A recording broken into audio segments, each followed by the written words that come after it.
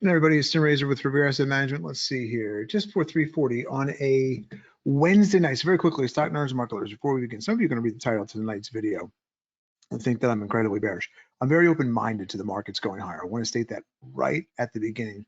What we're going to go over is pretty interesting when we talk about the inverse relationships of some of these charts that we're about to look at. But real quick, before we start, the new website is live. I know Don mentioned it last night, but here it is in the living color here.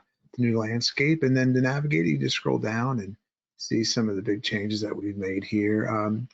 Optimized for mobile, so if you're watching this on your mobile device, head on over to Revere Asset, take a gander at what the videos look like. You can see all the other information here, but if you scroll back up real quickly, you'll see, there we are, tomorrow's insights. You can find still our complete anthology of videos. Like, this is the way people back to us. Is we have clients from all over the world that come on board and they say, send me a brochure. And we say, we don't make brochures because brochures are they're paper candy, right? Like, they're only going to tell you good things, how great we are. But we think the best way to back test us is by looking at our daily market insights. And you can see, you can scroll down, you can just click whether it's a podcast or daily market insight, hit that tab, and then, I mean, there's endless payload more. I mean, you can scroll literally down all the way to 2014, March of 2014, when we started making videos. And so any time frame is here. You just have to scroll, click on the video, and see how we did. Say the last time there was a rate race cycle,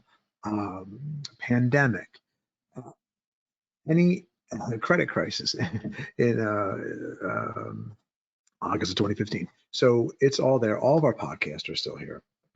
By the way, this podcast really well received. I know Danny's gotten some positive feedback on it, and I have as well. So appreciate everyone taking time to watch it. And by the way, if you haven't been following along, Zach, our producer, kind of gives you. It's like the classic game show concentration. He's giving you clues where we're headed in the little cover art here, and he does it every week. And it's the kind of game that he plays. And I love it. And so it's pretty awesome that he does that. And then listen, if you want to contact us, just hit the contact button, right? So you could just send us a message here, right? Or if you really want to see us, and you're like, well, where did your profiles go? You go to about, you can see our strategy, see all the portfolios, the core portfolios, the hybrid portfolios. And there we are, right? Just click the arrows. There's all of our email addresses in America's Fiduciary, of course, right here. We should have just said America's Fiduciary. You know what? That's the one change we'll make here. As Chief Compliance Officer, we'll put America's Fiduciary right there. And I say that because Danny takes calls all week long from folks that have been sold life insurance as an investment and it's not performing the way it is, because life insurance is an investment, and annuities that aren't doing what people promised, and they're really ticked off that they've been paying trailer fees. They didn't even know it all those years. If you want to talk to Danny, there's how you can get a hold of Danny, Don, myself, Hunter, and there's Meryl. Meryl's super awesome. And then we're back to Danny. Okay, so with that, stock nerds, market lovers, these videos, they're for what? They're for your edification purposes only. Never ever be misconstrued as advice. When advice, all you have to do is, in fact, give us a call. And you want to see something that's going to send, look at the NASDAQ here. As we're talking, what did Amazon just do? Announced a 20-for-1 stock buyback. That was the alert that just came on my phone. 24 in stock split, excuse me, and $10 billion stock buyback. So right here, Amazon is now trading, let's see here, what was it, $27.85. So we'll see if this shifts some of the analysis. I've got what I want to talk to you about. So we'll see if this surprise announcement, and it's always interesting to me when they announce these things, like they probably knew this when they had earnings back in January. So now it's March, and what changed from March to January? But anyway, let's see, 20-for-1 stock split and a buyback. And so is that how companies are going to drive value in 2022? Interesting. So we'll see how it opens up tomorrow, but let's take a gander here and see what's happening with these charts. And let me show you a couple of things here. So as we click off the new website, by the way, just revereasset.com is how you get a hold of any of that information that I just showed you. Let's go here to the VIX futures. And so VIX futures are super interesting to me here because they just pulled back to the 8, okay? And so you can see they've been holding serve either at the 21 or the 8. Now, I don't know if this move in the NASDAQ, I don't know if Amazon's big enough to affect the entire NASDAQ the way an Apple would, but it's a really big move and it's positive for the NASDAQ. And so I'm curious how this all opens up tomorrow, but that is huge news that just came out. And so the VIX futures, though, settled at the 8. And what I want you to understand is that the VIX futures are still inverted. So the NASDAQ, let me just change this chart real quick to where it was. So the NASDAQ, let's see here. The NASDAQ was up 3.5. It's up another 0.5%. So the NASDAQ was up 3.52%. Okay, now you can see it's up 4%, and you can see what the chart's doing here. So the NASDAQ was up. It had a huge day, just a tremendously huge day. SPX was up, let's see, 2.5%, and the VIX futures are still. The VIX futures are still inverted. And so this contract here only has 6 days left on it. So you can say, Tim, this is a short-term contract. Tell me what April, May, and June are. Still inverted. And we've covered this pretty much ad nauseum in the last couple of videos I've done on the podcast. The risk is significant yet. And you're like, well, of course it's significant. Tim, do you see what's going on in the world? But when you have these huge moves in the markets, if they're going to continue, right? You'd like to see this dissipate and have this come back into normalization. And it hasn't been doing it. It's been almost, it'll be a month by the time we do the podcast on Friday that the VIX has remained inverted. Okay. And so that's super interesting to me here. Is the NASDAQ enough? Is the NQ enough to shake the market awake? The Amazon news, excuse me. I don't know. But I'm going to show you what I was going to run through you with before I got a little diverted by that Amazon news. I've been waiting for that Amazon stock split for like ever. And I bet there's so many people that just hold Amazon waiting for the day for their stock split. And so they got it tonight. We'll see how it all opens up in the morning. But look, here's S&Ps. And you just don't want to discount what took place here today. That is a big move, right? 2.75%. But here's what I want to do. And let's just do all the charts real quick the way they are. And if you're wondering, well, Tim, it's at the 8. Okay, there's the 21. Can it get up there? Absolutely. Can maybe the NASDAQ gets up there? Let's see. So you got this big news. There's the 21's up at 14,000. You're at 13,800. So a couple hundred points more. It gets you to the 21. Maybe that happens tomorrow. The YMs. Look, and they're all sitting at the 8, right? All these indices have popped back up to their 8. And so, or no, the RTY is at the 21. It stopped right at the 21, the small caps. But what I want to do for you is just kind of come back to the S&Ps. Okay, we're going to put S&P in here. And I want to inverse the chart. So when I'm looking at this chart, is this something I want to get long? Like, is this the spot right here to get long? It's really tough. Everybody wants to catch the, these monster moves like, oh, I bought the bottom and then rode it all the way up. But I think you're going to have plenty of time. If this market's going to shift from this bearish kind of very volatile market, I think you're going to get your opportunity when you get a little bit more clarity. And I don't think you're going to be late. But like right here, let me show you a little trick. So if we inverse the chart, and all I did for you thinkorswimmers at home is I put a minus sign in front of the ticker symbol, okay? That's all I did. And I'm going to hit enter. And so now what you're going to see is the inverse, the mirror image of that S&P chart. And if I showed you this chart, and you didn't know what it was, you'd be like, wow, man, this is a really bullish looking chart. You get this big move up, this cup shape, pull back, holds the 21, and man, this thing is pulled back to 8 and it looks like it wants to keep trucking. But here's the thing, right? Like we inversed the chart. And so, well, what's the point? So do you want to buy this long, or do you want to still, you don't have to short it. You don't have to do anything in the market. But do you want to give credence that maybe there's another leg lower coming? And that's kind of what this chart represents to me. And so we'll do the same thing with the NASDAQ here. So put a minus sign, NASDAQ. And so it's the same thing, right? NASDAQ, it's stymied at the 8. It looks like the S&P chart. Big move, cup shape, handle. And then look at the 8 here. So do you want to buy this chart, or do you think it's going lower? Well, it can always pull back to 21, but this looks like a continuation pattern potentially once more. But again, once more, what do? We inverse the chart. So what does that mean? Is this chart going to meet some kind of resistance in this zone?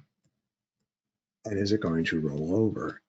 Because we inverse the chart, is it going to try to take out this low? It doesn't have to do anything, right? It's a market, anything can happen, as evidenced by the Amazon news tonight. Let's do the same thing. I want to run through these with you. I got 2 more indices. Oops, not that chart. How about /YM? The YMs. So here's YM on its normal chart that we looked at. Let's inverse this. It's the same chart, right? All these charts, when you inverse them, look quote unquote bullish, which means more continuation to the downside. And there's a trigger for tomorrow too that we're going to talk about here that potentially could send markets. Oh, I've done it again and I apologize. Let me hit a minus sign, RTY. There we go. And there's the inverse of the small caps. So what's happening tomorrow that could really, and it could really hurt the NASDAQ. And I know the NASDAQ is interesting. Let's just put this on a 5-minute chart. Yeah, here you go. Big NASDAQ enunciation, and now starting to not really surging. Maybe it'll do it in the morning. But what's happening tomorrow that could affect markets? Yeah, you're going to get some core inflation data tomorrow. So last inflation report by for the markets for the Fed meets next week. But the Fed's already told you that they're only going to do 0.25% this month, right? So is this CPI report relevant? And I say yes, it is, because now are they going to have to go quicker? Well, Tim, the war is going to take care of that. Well, how is the war going to? If the markets, you need rates to go up, and so rates going up today. They're trying to get rates to go higher, right? They're trying to get, they're going to stop their bond purchases, and they're trying to get rates higher to, in fact, slow inflation. But they can't fix what? What can't the Fed fix? Oil supply. And they're like, well, Tim, the market did that today. These are just gyrations, man. And we'll take a look at this here in a second. The Fed can't fix that. And so I do think that this number matters tomorrow. I didn't think the jobs report was as important to the markets because the Fed already telegraphed this to you. But this CPI report, there's a lot of people that have been talking that we've hit the peak, and they've been saying we hit the peak for a couple months now. And I think this CPI report is going to be very revealing. By the way, how the market interprets it, I don't know. So if the market interprets the data as we expected this, we're all good to go. Great. But we'll see. What happens tomorrow with stocks. So what about crude? Crude's going to get a lot of attention tonight. Down 11% for the day, right?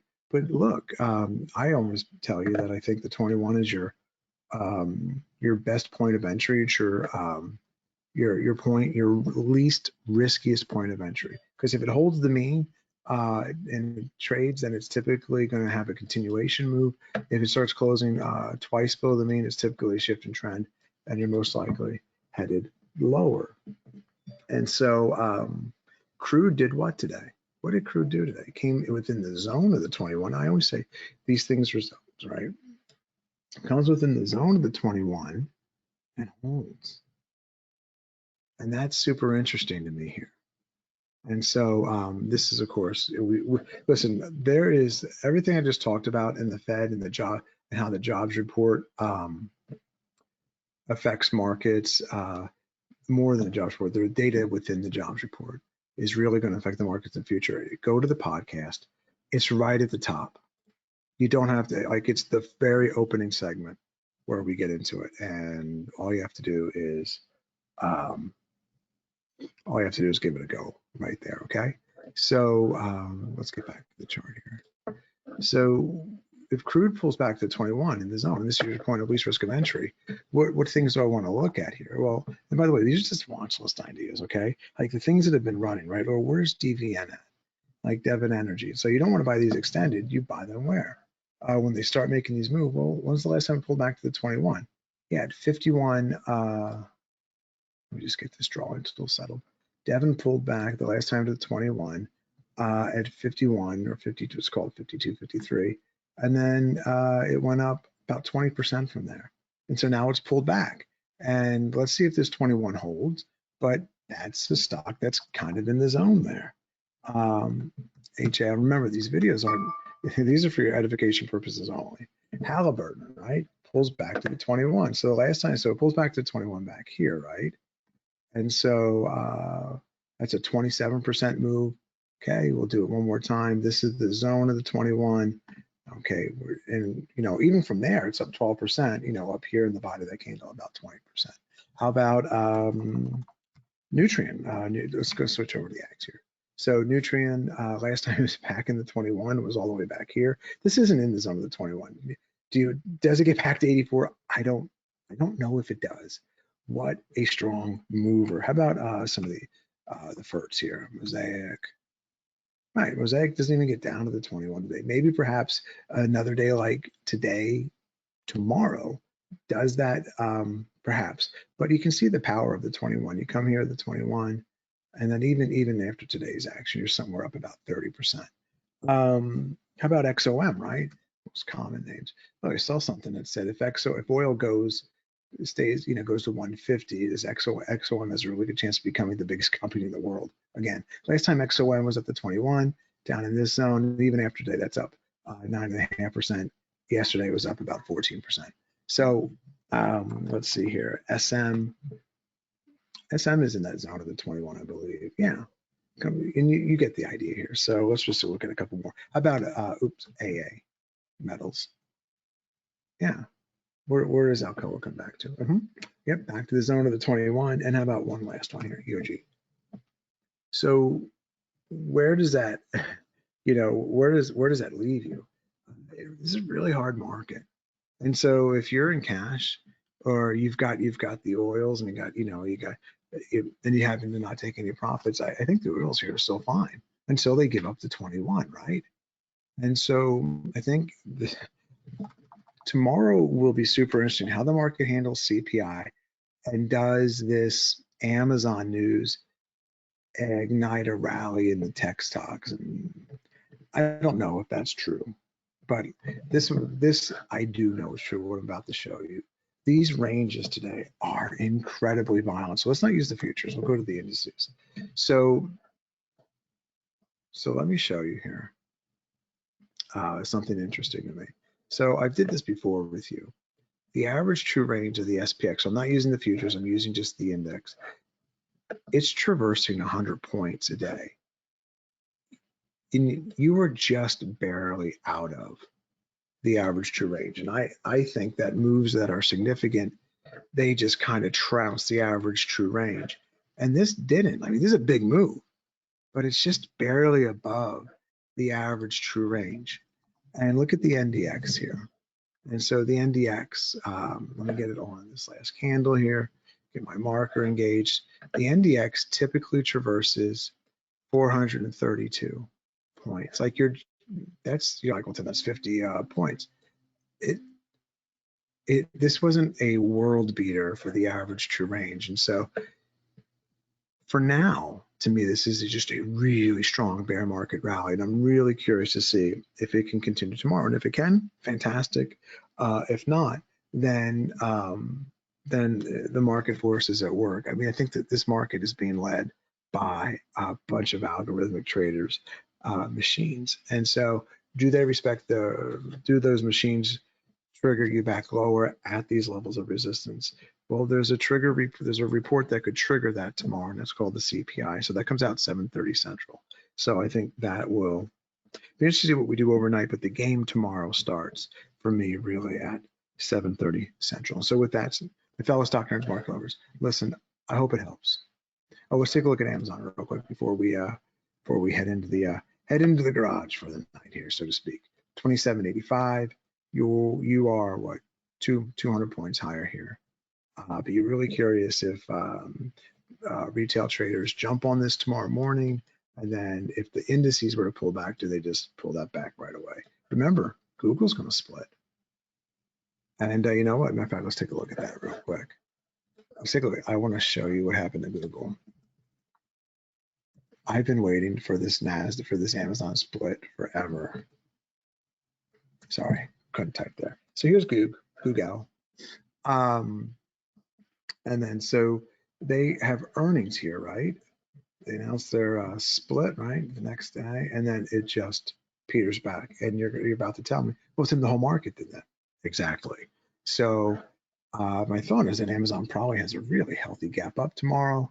But if the market isn't being supported, then what? And by the way, 200 points higher, what is it, 20, get you up to, it's trading at 29.63. So 2,900, right up here, 29, right up to the 21. So this is where you're trading right now currently, right up to the play. That's super interesting. Tomorrow's going to be a fascinating day, stock nerds. Hope you enjoy it. Always appreciate you taking the time to watch the videos that we produce every night. And with that, Hunter has your video tomorrow, and then the podcast will be out super early Friday. With that, hope you have a good night. I'll see you at the next update.